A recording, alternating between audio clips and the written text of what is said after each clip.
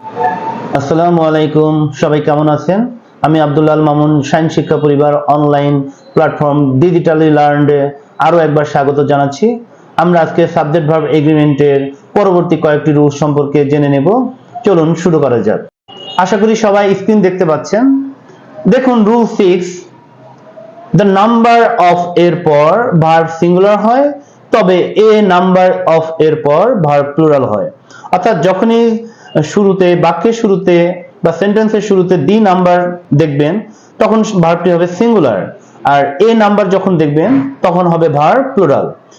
এখানে আমাদের জানা জরুরি যে এ নাম্বার অর্থ হচ্ছে কিছু, কিছু মানে একের বেশি, তাই একে প্লুরাল চিন্তা করতে হবে। অন্যদিকে দি নাম্বার অর্থ হচ্ছে সংখ্যাটি এবং একে সিঙ্গুলার ধরতে হবে। তাহলে দি নাম্বার হচ্ছে সিঙ্গুলার এবং এ নাম্বার হচ্ছে প্লুরাল। আমরা एग्जांपल দেখি। A number of applicants have attended. A number হচ্ছে আমরা আগেই বলেছি প্লুরাল, তাহলে হ্যাভ এর সঠিক প্লুরাল হচ্ছে have. The number of applicants have attended, আমরা জানি দি নাম্বার হচ্ছে সিঙ্গুলার, তাহলে হ্যাভ এর সিঙ্গুলার রূপ হচ্ছে has. A number of boys be present, আমরা জানি এ নাম্বার হচ্ছে প্লুরাল, তাহলে বি ভার্বের প্লুরাল রূপ হচ্ছে আর। তাহলে the number of boys be present, আমরা জানি দি নাম্বার হচ্ছে সিঙ্গুলার, তাহলে বি এর সিঙ্গুলার রূপ হচ্ছে ইজ। আশা করি সবাই বুঝতে পেরেছেন যে দি নাম্বার হচ্ছে সিঙ্গুলার এবং এ নাম্বার হচ্ছে প্লুরাল। রুল 7, ম্যানি এর পর এ থাকলে ভার্ব সিঙ্গুলার হয়, তবে ম্যানি এর আগে যদি এ থাকে তাহলে ভার্ব প্লুরাল হবে। আমি আরো একবার বলছি, যদি কখনো দেখেন যে ম্যানির পরে এ অর্থাৎ ম্যানি এ এরকম আছে, তাহলে হবে ভার্বটি সিঙ্গুলার, আর ম্যানির আগে এ থাকলে ভার্বটি হবে প্লুরাল। উদাহরণ দেখলেই আমরা খুব সুন্দর করে বুঝতে পারবো। যেমন many a man be present, দেখেন ম্যানির পরে এ আছে, তার মানে ভার্বটি সিঙ্গুলার হবে, বি এর সিঙ্গুলার রূপ হচ্ছে is. Many a boy do it, ম্যানির পরে এ আছে, তাহলে ম্যানির পরে এ থাকলে সিঙ্গুলার, তাহলে ডু এর সিঙ্গুলার হচ্ছে ডাজ, তাহলে সঠিক উত্তর হচ্ছে does. A great many boys be present, এখানে দেখবেন এ শব্দটি ম্যানির আগে আছে, পূর্বে আছে, তাহলে ম্যানির পূর্বে যদি এ থাকে তাহলে প্লুরাল হয়, তাহলে বি এর সঠিক ফর্ম হচ্ছে, সঠিক প্লুরাল হচ্ছে আর, তাহলে এটার উত্তর হবে আর। আশা করি আমরা বুঝতে পেরেছি যে ম্যানির পর এ থাকলে সিঙ্গুলার আর ম্যানির আগে এ থাকলে প্লুরাল। চলুন পরবর্তী রুলসটা জেনে নিই। মোর দ্যান ওয়ান এর পরে নাউন ও ভার্ব সিঙ্গুলার, তবে মোর দ্যান এর পরে যদি 2, 3, 4, 5 এরকম থাকে তাহলে নাউন ও ভার্ব প্লুরাল হবে।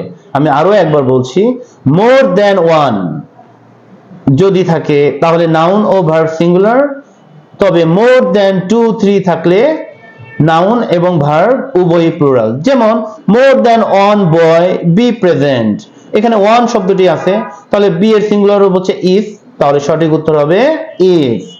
More than 2 boys be present, এখানে দেখেন বি এর বি ফর্ম আছে কিন্তু আছে 2 বয়েজ, তাহলে বি এর প্লুরাল ফর্ম হচ্ছে আর। চলুন রুল নাম্বার 9 শুরু করি।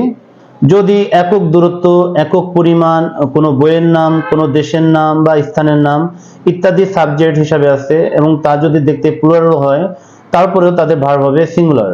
আমি আরো একবার বলছি, একক দূরত্ব, একক পরিমাণ, বইয়ের নাম, দেশের নাম বা স্থান ইত্যাদি সাবজেক্ট দেখতে প্লুরাল হলেও ভার্ব হবে সিঙ্গুলার। যেমন 50 miles be a long distance, এখানে 50 মাইলস দ্বারা একটা দূরত্বকে বোঝানো হয়েছে, তার মানে সাবজেক্ট এখানে সিঙ্গুলার ধরতে হবে, তাহলে বি এর সিঙ্গুলার রূপ হচ্ছে is. 100 kilometres be a heavy weight, এখানে 100 কিলোগ্রামসকে একটা ওজন ধরা হয়েছে, তাহলে বি এর সিঙ্গুলার রূপ হচ্ছে ইজ, তাহলে সঠিক উত্তর হবে is. Gulliver travels be an interesting story, এখানে গালিভার ট্রাভেলস হচ্ছে একটা বইয়ের নাম, তাহলে এটা একটা সিঙ্গুলার সাবজেক্ট, তাহলে বি এর সিঙ্গুলার রূপ হচ্ছে ইজ, তাহলে সঠিক উত্তর হবে ইজ। তবে কোনো দেশের নাম দ্বারা যদি সেই দেশকে কোনো টিমকে নির্দেশ করে, কোনো খেলার দলকে নির্দেশ করে, তাহলে সাবজেক্ট কিন্তু প্লুরাল হবে। যেমন বাংলাদেশ হ্যাভ অথবা has won the match against India by 70 runs, এখানে বাংলাদেশ এবং ইন্ডিয়ার সাথে ক্রিকেট খেলাকে নির্দেশ করেছে, তার মানে বাংলাদেশ একটা টিম ইন্ডিয়া একটা টিম। তার মানে বাংলাদেশ দ্বারা কোনো দলকে নির্দেশ করার কারণে, একটা দলকে নির্দেশ করার কারণে বাংলাদেশকে এখন প্লুরাল ধরতে হবে। তাহলে হ্যাভ এর প্লুরাল ফর্ম হচ্ছে হ্যাভ, তাহলে সঠিক উত্তর হবে হ্যাভ। ইন্ডিয়া ইজ অথবা are going to play against Nepal.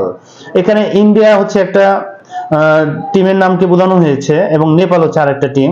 তাহলে যদি কোনো দেশের নামকে টিম নির্দেশ করে তাহলে সেখানে সাবজেক্টকে প্লুরাল ধরতে হয়। তাহলে সাবজেক্ট যদি প্লুরাল হয় তাহলে সঠিক উত্তর হচ্ছে আর, এখানে উত্তর হবে আর। রুল নাম্বার 10, অফ দ্বারা যদি সাবজেক্টের পূর্বের অংশ সিঙ্গুলার হয় তাহলে ভার্ব হবে সিঙ্গুলার, এবং পূর্বের অংশ প্লুরাল হলে ভার্ব হবে প্লুরাল। অর্থাৎ একটা সাবজেক্টের যদি অফ দ্বারা সৃষ্টি হয়, এর আগে যদি সিঙ্গুলার অংশ থাকে, অর্থাৎ অফের পূর্বে যদি সিঙ্গুলার থাকে ভার্বটা হবে সিঙ্গুলার, অফের পূর্বে যদি প্লুরাল সাবজেক্ট থাকে, প্লুরাল থাকে, ভার্ব হবে প্লুরাল। তবে আমাদেরকে জানতে হবে সিঙ্গুলার এবং প্লুরাল কোনটি। যেমন যে কোনো নাউনের সিঙ্গুলার রূপ, তাছাড়া one, each, every, either, neither, no, nobody, none, no plus noun, any, অথবা সামের সাথে যদি আনকাউন্টেবল নাউন থাকে, মাচ ইত্যাদিকে আমাদেরকে সিঙ্গুলার ধরতে হবে। আর যদি কোনো প্লুরাল নাউন অথবা many, all, both, few, several অথবা সামের সাথে যদি কাউন্টেবল নাউন থাকে তাহলে সেগুলোকে প্লুরাল ধরতে হবে। অর্থাৎ অফের পূর্বে যদি সিঙ্গুলার থাকে ভার্ব হবে সিঙ্গুলার, অফের পূর্বে যদি প্লুরাল থাকে ভার্ব হবে প্লুরাল। যেমন each of the boys be present, এখানে অফ এর পূর্বে ইচ আছে, ইচ শব্দটি আমরা সিঙ্গুলারে দেখে এসেছি, তাহলে ভার্ব হবে সিঙ্গুলার, কারণ ইচ শব্দটি সিঙ্গুলার, তাহলে বি এর সিঙ্গুলার রূপ হচ্ছে is. Neither of them have passed the exam, আমরা অফ এর পূর্বে নাইদার শব্দটিকে সিঙ্গুলার রূপে জেনে এসেছি, তাহলে হ্যাভ এর সিঙ্গুলার রূপ হচ্ছে has. Some of rice be rotten, আমরা রাইস হচ্ছে আনকাউন্টেবল নাউন, সামের সাথে যেহেতু আনকাউন্টেবল নাউন আছে তাহলে সামকে সিঙ্গুলার রূপ ধরতে হবে, সিঙ্গুলার ধরতে হবে, তাহলে বি এর সিঙ্গুলার রূপ হচ্ছে is. Some of the boys B intelligent, এখানে অফ এর পূর্বে সাম আছে কিন্তু এটা কাউন্টেবল নাউনকে নির্দেশ করেছে, বয়েজ আছে, তাহলে সাম এখানে প্লুরাল, তাহলে সঠিক উত্তর হবে are. Few of them be present yesterday, এখানে অফ এর পূর্বে ফিউ আছে, ফিউ শব্দটিকে আমরা প্লুরালে দেখে এসেছি, তাহলে বি এর প্লুরাল রূপ বসাতে হবে।